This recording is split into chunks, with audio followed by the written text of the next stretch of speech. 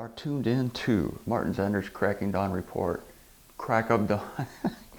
Sorry, it's 5:41 a.m. So what do you expect? Now, most Christians believe in free will. In fact, most of the people on the planet believe in free will. There isn't much practical difference in that department between Christians and, say, Bill Gates, Adolph Hitler, Tiger Woods, Tiger Woods' girlfriends, James Bond, Madonna, Lady Gaga, Prince Charles, Orville Redenbacher, Brit Hume, Ronald McDonald, or even Satan for that matter. Oh, Mother Theresa, did I say Lady Gaga? Well, it's human to want to be independent from God. Everybody wants to be independent from God. Stay out of my life, God. We all want control. I want to do it myself. I want a realm of sovereignty for me, man, me. And that's what Ronald McDonald wants. And when it comes down to those important decisions in life, we sure as heck want God out of the picture. Stay away from me. I want my sphere of freedom. That is free will. You have to understand that if you believe in free will. The damning word in the phrase free will is not the word will, because we do have wills, we all make decisions. It's the word free. It's the word that damns it. Because by saying that you're free, you're saying that you have no influence on you. You're not influenced by God. Stay away from me, God! You're not influenced by your heredity, the fact that you were born a man or a woman or other. You're not influenced by the weather. You're not influenced by the death process working in you. Free will means you're not influenced by the fact that you're a sinner. What about God? You are influenced by God, aren't you? No, pay attention. If you're free, you are not even influenced by God. Because if God influenced you, you wouldn't be free anymore. Stay out of my life, God. Yeah. I choose to be posed with my hands glued together like the frickin' Mother Teresa of fast food. Free will move number 16. Having a gay man sit on my lap and lick my face paint off. Yeah, right. Here's a new one. I did not will this, and yet it still happened.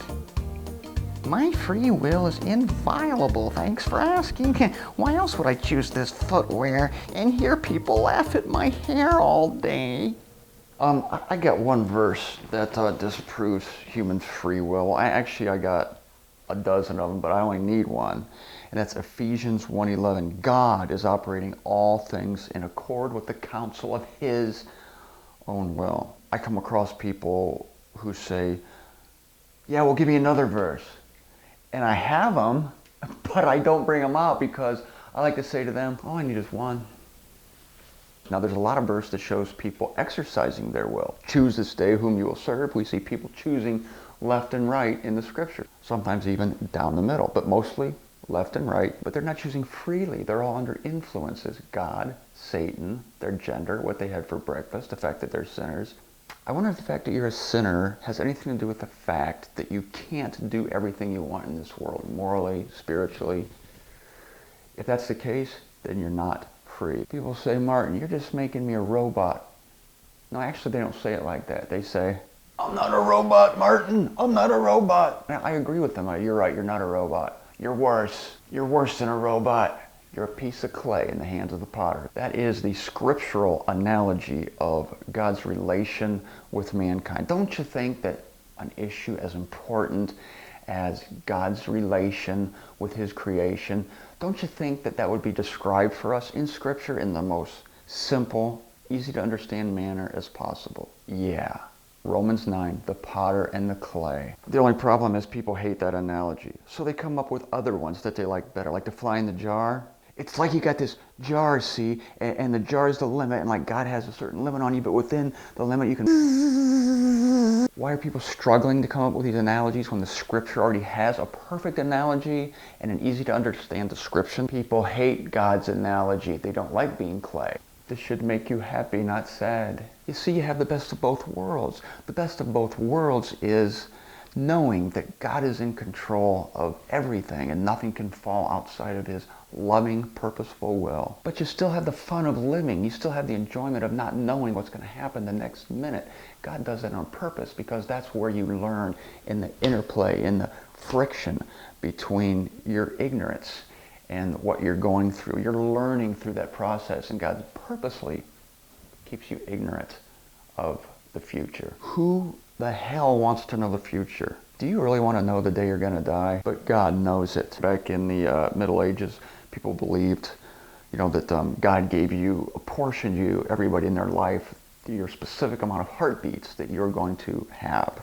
And that is absolutely true. But back in that day, when people were kind of dumber than rocks, they were fatalists, and they would sit around in a chair, all quiet and not moving much because they didn't want to use up their heartbeats. But that's fatalism. You can run out the Empire State Building 10 times a day or sit in a chair like an idiot for 80 years. You're still going to use up the exact amount of heartbeats. That's where the blessed gift of ignorance comes in. You live your life. You live like it depends on you, but you believe like it's all of God. Absolutely speaking, it is of God. Only relatively, as you relate to the world, does it seem like you're in charge. Hey, Christians, the key word there is seems. Stay out of my life, God. Oh, speaking of Billy Graham, I heard that at revivals, or whatever you call those things, altar calls, Billy Graham used to tell the audience, is that what you call them? Audiences? What do you call them at those revival things when you have altar calls? Is it an audience? I'm not sure. It's an audience. That's kind of like a worldly world. It can't be an audience. A congregation. A holy convocation. I'm not sure, but I got to get the terminology right. I don't want to screw it up. Anyway, Billy Graham would be on this big stage and he'd say, "Do not pray for these people at this time.